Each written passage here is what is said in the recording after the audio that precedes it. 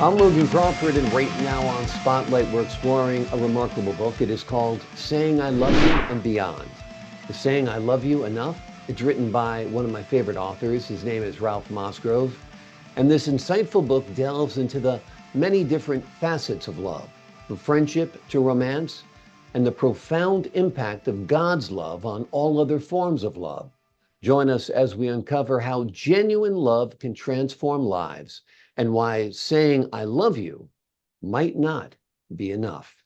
We're delighted to have this very talented author join us once again here today on Spotlight. We thank the team for helping us put him in the spotlight today at Books to Life Marketing. And we ask viewers like you to support authors like him by subscribing to our channel and by purchasing his amazing book. The links are below this interview. Ralph, great to see you here today on Spotlight. Thank you. It's good to be with you. Great to have you on the show. Tell us a little bit about the inspiration for Saying I Love You and Beyond. Yes, as a pastor, I have counseled a lot of people in reference to their problems and how their life works. And over the years, I've had at least two women tell me that their husbands told them that after they had gotten married, and they said, dear, I love you. And I said it at the altar, but I'm not one of these mushy guys that likes to say it all the time about whatever holidays or something comes up special. Right. So if I don't say I love you very often, it's not because I don't love you. I just I'm not one to say it very often. Mm. And I said to myself, that's not a good idea. I mean, that's no way to nurture a marriage, Yeah. especially right after you're right on your honeymoon, and you're telling your wife you're not going to tell her you love her. Right. So I decided to write this book about saying love. And what is love all about? And so when I began to look at the word love in the English language, it has one word for all the facets of love, whereas in the Greek language, they have a separate word for every facet of love. And Mm. so I picked out 6 words that I thought would be something meaningful for a person to understand what real love is all about. And so I chose the word agapeo, which is friendship in the office.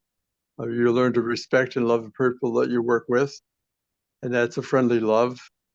Then you have the love that comes out of that. Sometimes romance follows, and you Mm. have a marriage that takes place. And I use the word eros and talk about the fact that sometimes it can be misused in erotic love. And I explain some of the consequences of that. However, if you really have true love for your wife, you're going to keep that as a love that's a relationship between the two of you.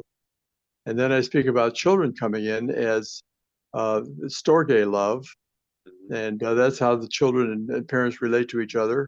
That's the word used for their kind of love. And then you have the fourth level, which is filial love, which takes you to the family of all your ancestors, your relatives, your aunts, uncles, cousins, grandparents. And I write in the book about a family reunion and how all of these relationships are brought to light. Then there's a fifth word called epithumial love, which is a love that is for those that are collectors of things. They can't have Mm. enough of something. Like the chocoholic is a epithumial lover of chocolate. Yeah. They can't have enough of it. Well, I had an illustration of a woman I had in my church congregation who had 2,000 salt and pepper shakers on her wall that Right. she had collected because of her gift that she got as a high school graduate. Someone gave her a set, and she began to collect them all her lifetime. At the age of 70, she had over 2,000. And then I equate all of that to God's love. Is it that we have all this love in our life, but we don't love God? We Mm. don't turn ourselves over to Him, and yet He wants us to love Him with all of our heart, mind, soul, and strength. And we want to just go on life and live as though we love everybody and have all these relationships, but we don't want to love the Lord. And so I Wow. wrote the book to bring him to that conclusion. Amazing. Amazing. It's a great insight to look at love from these different ways, because like you said, I love my dog, I love chocolate, I love my car, I love my Yes, wife. And we're that's all right. using the same word, but every one of those loves are different. So I That's think right. it's great that you make the differentiation between each type of love, and it gets people to kind of reflect upon it a little bit as well, That's right? right. That's right. Well, I find that if they say they love these love affairs, these love signs of love in their life, how is it that they can't love God? Because God is love. And if Mm, you say you love, then you have to have something of God in your life. And many people don't realize that they are really a product of God's love, mm. and they don't turn to Him and to be living in obedience and submission to Him, but yet they want to use His love that He's given them for other purposes. And I say that's fractured love. How can it be whole? It can't be whole until it's complete in Him first. Yeah, absolutely. I agree with that also. I also found it intriguing when thinking about love is that, love can be a noun, a feeling, but love can That's also right. be a verb. It's what you do to show your love. That's That's very right. important, don't you think? That's Tell us right. about that. Absolutely. Well, in these circumstances that I've had in the counseling, I've seen the men that had told their wives these things, that they were good providers and they gave the girls everything they wanted. I mean, they had a good home, they had a good marriage, and they were successful in their business, and they had everything that they needed in material things. But emotionally, the wives were starved because of the fact that they didn't get this emotional support, verbal support. And Mm, so it's important to say that we have a love for each other so that we can begin to share that love, that feeling, that emotion with each other. It's not just an action of having a sexual relationship, but it's a combination of knowing that we love that person and we say it and we feel it, and they have to let them feel it.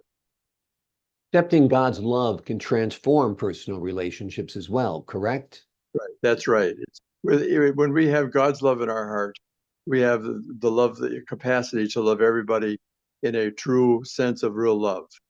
Without His love, the love that we say we have for others is minimal. It's not on target. It's substitutional. It does not have any lasting effect.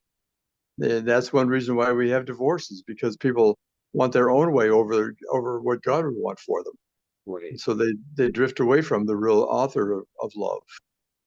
Exactly. What do you think are some of the common misconceptions about love? Well, I think they think that they're entitled to it first before anybody else. Mm, Most people are self-centered. That's the way of the natural man. They want what they want when they want it, and they're going to get it one way or another. And so they do experience these relationships that they're having in their life. But until they come to know the Lord in their life and actually surrender themselves to Him, they can't have the satisfaction of a true love relationship with anybody. Because you may say you love your children, but you don't really love them if you don't treat them properly. You don't right. raise them in the things of the Lord. Yeah. I think your background is very intriguing to answer these questions about love also because you had a whole life, a whole career in the military working for the Navy, and now you've had a Yes. whole life, a whole career working in the ministry. And I think it's great to have done both because I think if you were just in the ministry, you might not have as good a grasp on real life. And, I think both aspects of you puts everything in perspective. And I think it makes you uniquely qualified to tackle some of these questions. What are your thoughts on that? Well, I think it's important. Every career, wherever you are in the marketplace, that's the place where you can demonstrate love by Mm, doing good things to people. Love is patient. It's kind. It doesn't you find out fault with other people. It's not easily offended. And so when we think of the real definition of what love is all about, we operate in that theme and live a life so that people can know that we are different about the way we live our life. And they right. want to know what is make. I've had people ask me, what makes you so different? I said, well, it's because I love the Lord. I serve the Lord. I had a commander ask me one time, what is it about you, Mosgrove, that makes you so much different than the rest of us? I said, well, I've committed myself to Christ. And I said, I tithe and I live a good life for the Lord. He said, what do you mean by tithing? I said, I tithe, I give 10% of my income to the Lord every Sunday, and I put it in the Sunday offering. He said, I can't believe that. He said, you've got more than I have, and I'm a commander. You're just an enlisted man. I can't Mm, understand how that works. I said, well, it's because I've given my life to the Lord, and He makes up the difference. He gives yeah. you everything you have and helps you to have more than you even experience. You're able to understand it. And so I don't know how it changed his life, but I know he was impressed with it. So I Yeah. hope, I'm praying that one day he'll find the Lord. Yeah, wonderful, wonderful. That was a great exchange. I'm glad you shared it with us. I've always loved the quote, and God so loved the world that he gave us his only begotten son. Yes, I think that is such a wonderful aspect of love, and that's the sacrificial aspect of love, that's right? right. That's right. When we say the word so, God so loved, so is defined as being to the nth degree. Yeah, In other exactly. words, there's no end to his love. Exactly, exactly. Well, to give his only son, there would have to be no end to his love. That's right. That's for That's right. sure. What do you hope readers take away from your book? I hope people will demonstrate the fact that if they really truly experience all these loves, they want to keep it pure, that they will have to give their life to Christ Yeah. and to let him become the center of their life so that their love relationships can be centered as well.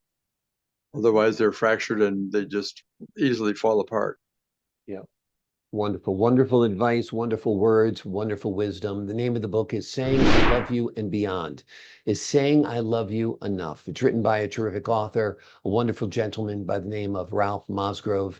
And it is an insightful book that delves into the many different facets of love, from friendship to romance, and above it all, the profound impact of God's love on all other forms of love. Ralph, thank you so much for joining us here today on Spotlight. You're welcome. I enjoyed being able to be with you. I enjoyed having you on the show, my friend. To the folks at home, I'm Logan Crawford, thanking you for your time. This time until next time on Spotlight.